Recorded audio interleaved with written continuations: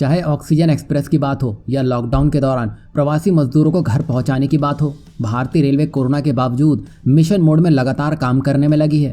अब भारतीय रेलवे ने एक नया रिकॉर्ड बना लिया है।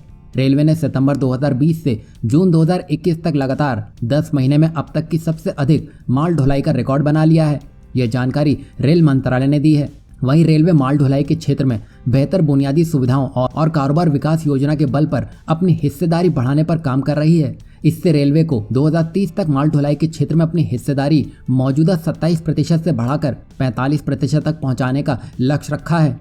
यानी कि यहाँ पर रेलवे की प्लानिंग ये है कि जितना भी भारत में माल ढुलाई होती है उसका आधा खुद रेलवे करने पर विचार कर रही है। और ऐसा लगता है जिसकी शुरुआत अब हो भी चुकी है, जहां रेलवे ने बयान जारी कर कहा है कि कोरोना चुनौतियों के बावजूद भारतीय रेलवे ने जून 2021 में आय और माल ढुलाई में तेजी को बरकरार रखा है। रेलवे ने जून 2021 में 112.65 बिलियन टन माल की ढुलाई की, जो जून 2019 की तुलना में 11.19% अधिक है, जबकि 2019 में कोरोना जैसी कोई भी आपदा नहीं थी। वहीं जून 2020 की तुलना में यह ढुलाई 20.37% अधिक रही है। इससे अब आप अंदाजा लगा सकते हैं कि भारतीय रेलवे अपने टारगेट को अब और ऊंचाइयों पर ले जाने पर विचार कर रही है। और तो और डेडिकेटेड फ्रेट कॉरिडोर यानी कि DFC पर चल रही मालगाड़ियां तो राजधानी ट्रेनों से अधिक रफ्तार पर चल रही हैं। और अभी तो रेलवे ट्रैक्स और कंस्ट्रक्शन में भी चेंज करना शुरू कर दिया है, क्योंकि रफ्तार तभी बढ़ेगी जब रेल ट्रैक्स अच्छे और आधुनिक होंगे। और इसमें सेल यानी कि steel authority of India limited ने